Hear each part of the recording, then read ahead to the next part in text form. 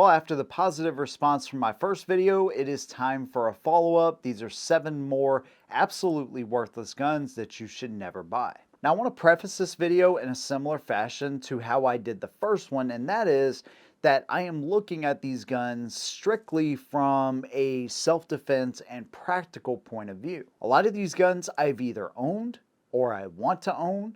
I like a lot of them, and so don't get it twisted in me saying that these guns are just totally junk. Some of them I actually believe that, but others I really like and respect them. But there are some guns in this lineup I know are going to raise some eyebrows here. And of course, I want to hear y'all's opinion after the video. If you think I'm totally wrong, or you want to leave your own list down below, or whatever you agree with that I say in this video, let me know in the comments down below. And of course, if you like what I do, consider subscribing. You could also join us on Patreon or join the channel right here and gain some cool perks. Let's go and get into it. Now, remember, I said I like a lot of these guns, but the first one I'm going to talk about is one I absolutely love and respect, and that is the 1911. You are talking about the 2-time World War champion, and really it's served America in 4 wars, up to this point. World War I, World War II, Vietnam, and Korea. And up until the 80s, when it was replaced by the M9, it was the sidearm for the U.S. military. And I think they are absolutely beautiful guns. But one thing about the 1911 is it is a precision tool, and they have to be treated as such. And what I mean by that, first of all, there's so many companies that just slap something together and call it a 1911 and think it's good. The 1911 is a finicky gun. They get finicky with the ammo especially. And so if the fit and finish is not there and they're not hand fitted and all that kind of stuff, you are probably going to get a problematic gun. Now, I'm not here to call anybody out specifically, but I have to mention, Palmetto State Armory. I got one of their 1911s. Total piece of junk. Now, this was several years ago. Maybe they're better by now. I have no idea. But that's just one example. Rock Island Armory is another one. Now, some people swear by Rock Island Armory. I've seen them hit or miss. Kimber. High-end or at least high-priced 1911s that also very similar issues. Finicky with the ammo. And so if you're going to make a 1911, it has to be, like I said, precisioned correctly and put together with respect to how these guns were originally designed. Not everybody can make just a really solid 1911, and that is kind of proof. All you have to do is do a quick Google search for issues with any manufacturer of 1911s, and you're going to find that a lot of them really do have some serious issues. Now, that's not to say all 1911s for sure.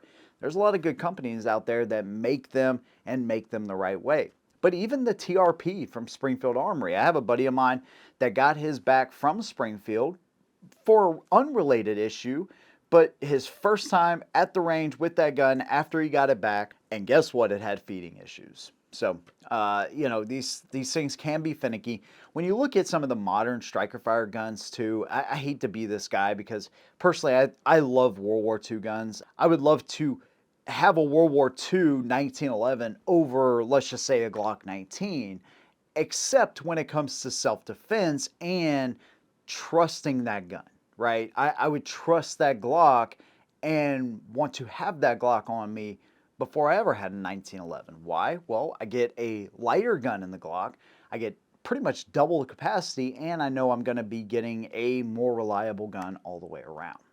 So that's kind of where I'm coming from. I like I said, 1911s, I absolutely love them, and I would love to have an entire collection of 1911s at some point, but I just don't see them as a practical option in this day and age. If you're going to go with a 1911, if you go with something like, I don't know, the Springfield Armory Prodigy, where, it has 20 rounds, it's cut for an RMR, practically that gun is pretty freaking awesome, and you still get all the benefits of the 1911 with a crisp trigger and all of that kind of stuff. So, and super accurate at that as well. When you have a nice 1911 in your hands, it's really hard to beat one of those at the range. But again, it has to be nice, and it has to be one that is super reliable for it to be practical and something that I would choose in a self-defense situation.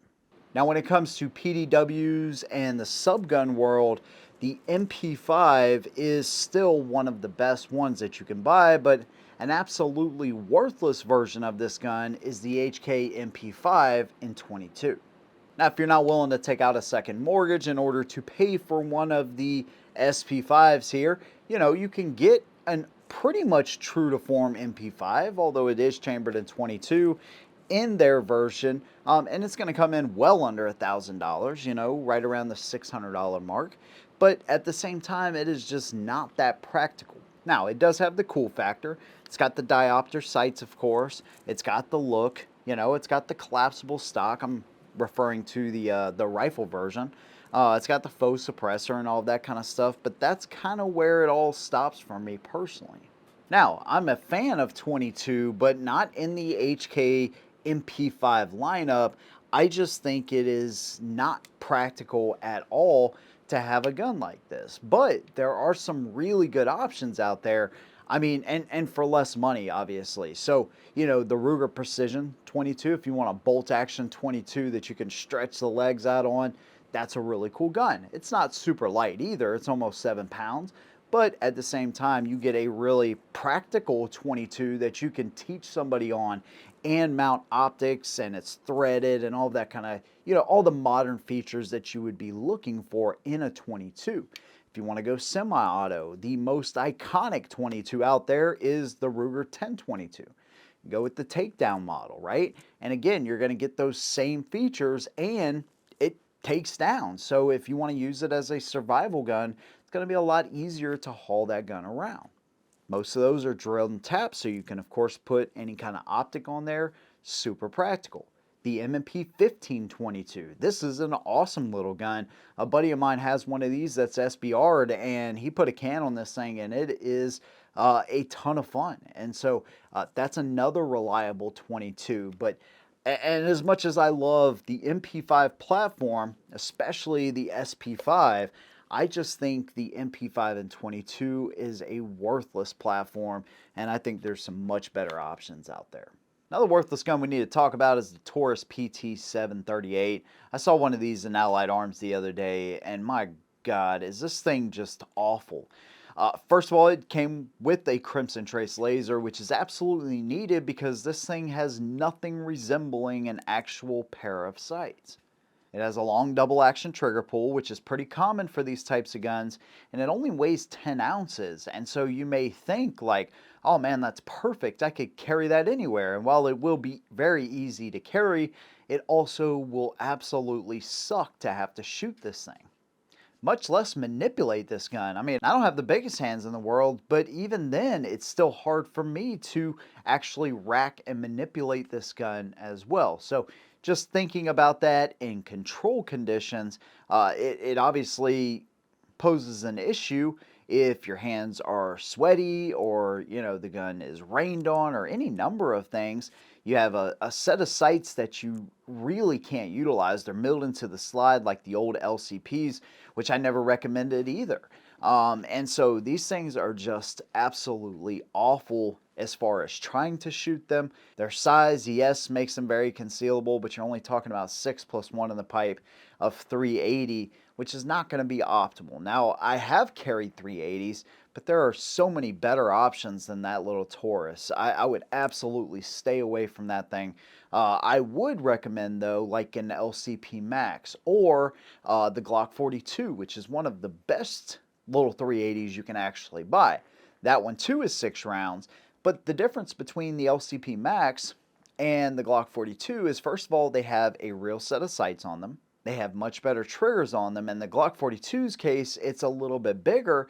And so while you will sacrifice a little bit of the size comparison there, it's going to be such a much more enjoyable and shootable gun. Even the P365 380 version would be a much better option than any of the really small mouse guns. I'm thinking the Bodyguard. I think I mentioned that one actually in my first video. So not trying to double dip here, But the PT738 is definitely one that I think is absolutely worthless, especially when you have so many other good options out there. Now, another section of guns that I want to talk about are SBRs. Now, I'm the first person to say that these guns are anything but worthless.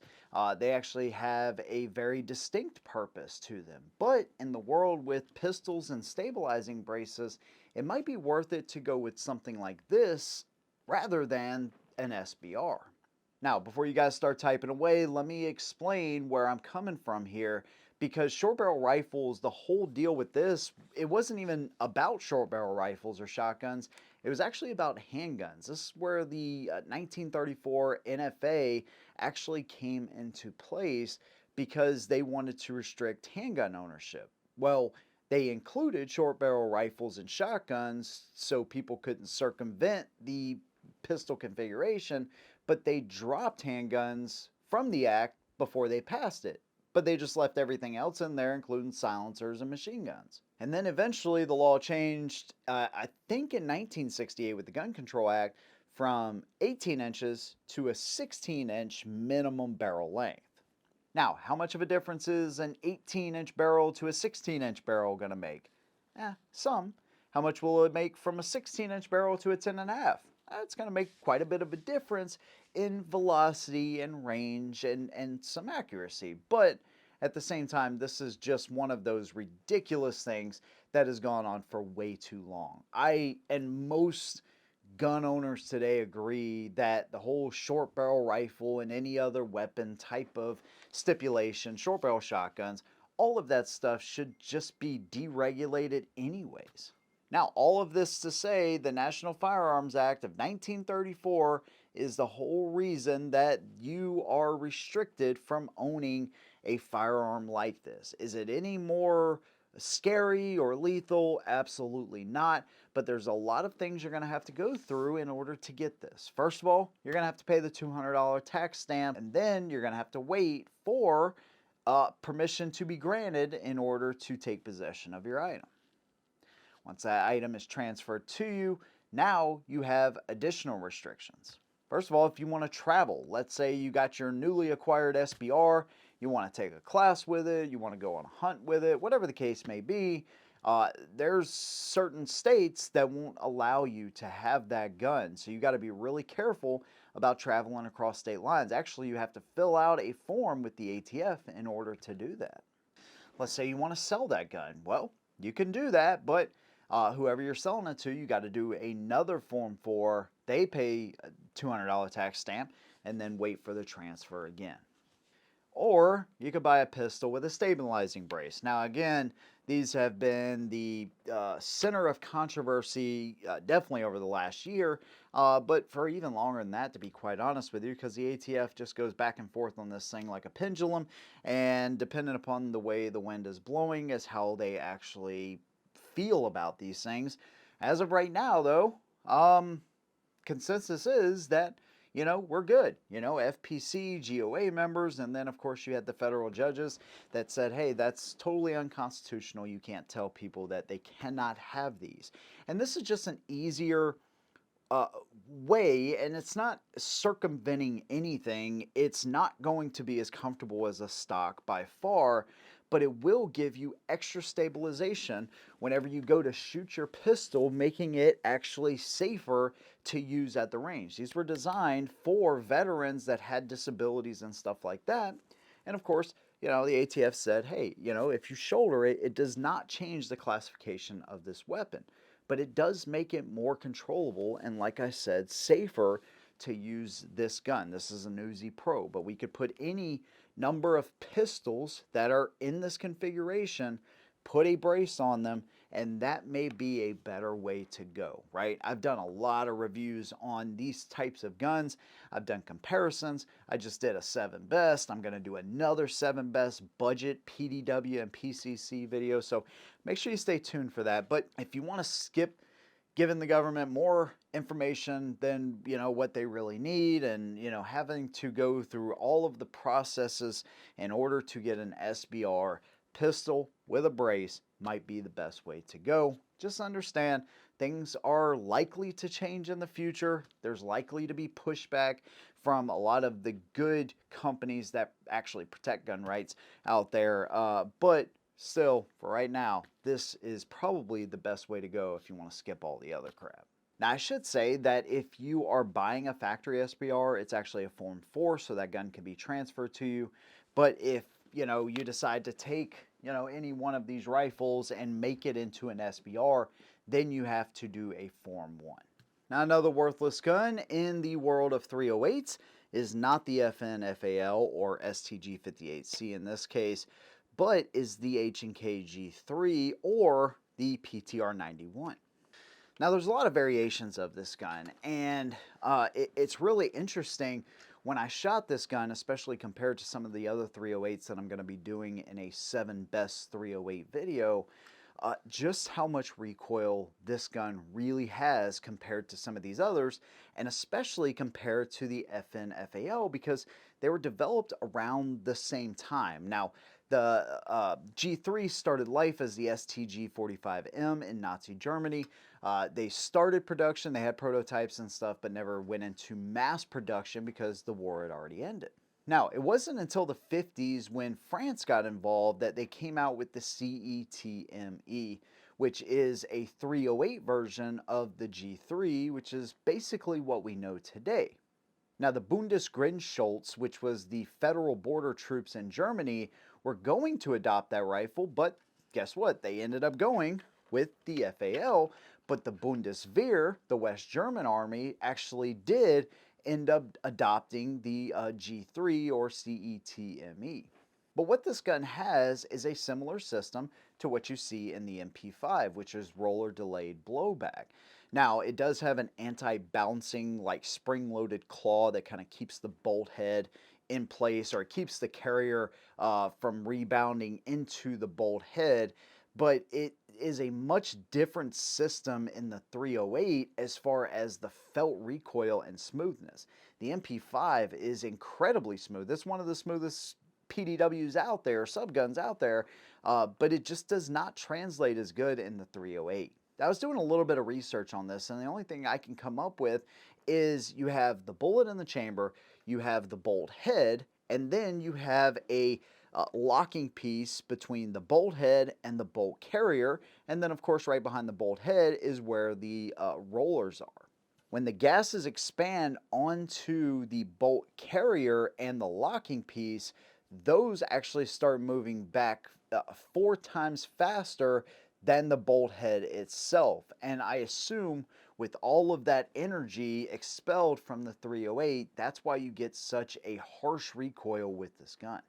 Now, of course, updated models and stuff, just like the STG-58C, you can mount your optics and stuff, so that's not too much of a problem. But there's just better options out there. For example, what I'm holding right here, there is a reason for that. You know, the FN-FAL actually has, I keep saying FN-FAL, I wish this was an FN-FAL, but you know what I'm saying. The FAL, STG-58C, whatever, has an adjustable gas system up here. So we have infinite amount of positions that we can run this in, and this thing is super soft shooting and just as reliable. So if you're into old school military style rifles like this, I would recommend the FAL over the H&K G3 any day. Not only do we have the adjustable gas system, we have the integrated bipod as well, which is super intuitive, and the bolt is actually easier to get to on the STG-58C than it is on the H&K. The H&K, you have your bolt way up here. Of course, it will lock into place just like an MP5, but this is just so much more intuitive, easier to get to, and overall, I just like shooting the gun a heck of a lot more. So again, if you want an old school military style 308, this, in my opinion, is superior to the G3. Now, the next worthless gun that I want to talk about is not really a gun, it's more of an attachment, but it's for a specific gun, and that is the Krumloff. Now, this was an attachment that was designed in Nazi Germany in World War II, and the idea was that if soldiers could shoot around corners, they could be safer. And so it was paired with a scope that would allow soldiers to be able to see around the corner, and they developed these attachments primarily for the STG-44.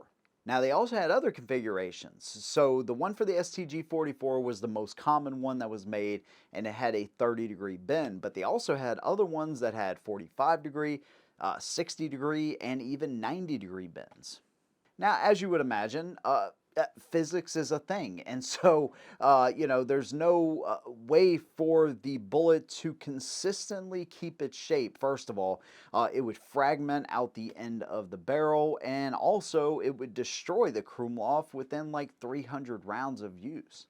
Now, I'll be honest with you, I would love to own one of these just to have one because, like I said, I love World War II stuff, but unfortunately, I don't know that that will ever happen, but it is pretty much a worthless attachment. Nazi Germany, they were known for trying all kinds of things. The STG-44, if implemented sooner, could have definitely maybe changed the tide of that war, but fortunately, things did not pan out like that. And while the STG-44 is like the grandfather of all modern assault rifles, it definitely did not work as well when they tried to defy physics and bend the bullets and shoot around corners with the Krumlov. And the last worthless gun I want to talk about is one that again comes out of Nazi Germany, but the round for it was actually made by John Moses Browning. That is the 32 ACP. Specifically what I have here is the Walther PP. We could also talk about the PPK, Beretta Tomcat, Keltec P32, and many others. Actually, it is the most widely used round and chambered round for handguns throughout history. But when it comes to ballistics and stopping power, muzzle velocity, pretty much everything that matters, the 32 is inferior when it comes to self-defense today. Now, some would argue, hey, ask Hitler how well the Walther PP did, but of course that was up close. And just speaking of modern ballistics, it is much more effective to go with a 380 than anything chambered in 32. Now, surprisingly, sometimes you can actually find 32 ACP cheaper than 380, even though 380 is more prevalent today. But the fact still remains, if you're going to use a handgun for self-defense, you're already at kind of a disadvantage there, especially compared to a rifle, but you want to use one that is like the minimum threshold for self-defense. And what I found out with the 32 was actually by accident. I was testing one of the bullet safe vest, right? And I accidentally loaded a 32 ACP into my Ruger LCP Max and realized that it didn't even penetrate the outside of the armor. And so when I watched it back in slow-mo, the 32 actually bounced off of that carrier. Now that is a really lightweight carrier. It's designed for up to 44 Magnum, but at the same time, it bounced right off, whereas 380 at least broke through that first layer. And while there will be people that say, hey, a well-placed 22 can actually unalive somebody, but at the same time, that's not statistics we really depend on, because if you need to stop a threat, you want to know that you're stopping him and have something capable of doing that. And so 380, 9mm, 45, these are really solid self-defense calibers, and anything chambered in 32. I mean, if you're going to go this small, and I'm specifically thinking about the Keltec P32, just go up to the 380 version. It's going to offer you a much better self-defense round and a more capable round at that. So anything chambered in 32 these days, I would absolutely stay away from. Now, from a historical standpoint, these things are really cool. So when I say worthless, I'm strictly talking self-defense again. I am not talking about the historical significance with these guns. I like the PP more than I do the PPK, but I enjoy shooting both guns, and I've actually done a full review on these guns, and these are legit World War II pieces out of Nazi Germany. And so from that standpoint, definitely not worthless. Self-defense, stay away from them. At least stick with the 380. So there you go. There's 7 more worthless guns that I would never recommend anybody to buy. And of course, I want to hear from the community here. What are some other guns. Maybe you love these guns, but you think they're absolutely worthless. Maybe you think my list is totally off base. Either way, let me know down in the comments below. And again, if you like what I do, consider subscribing. You could also join us on Patreon or join the channel right here and gain access to some pretty cool perks. Thank you guys for watching. See you in the next one. And as always, hold them down.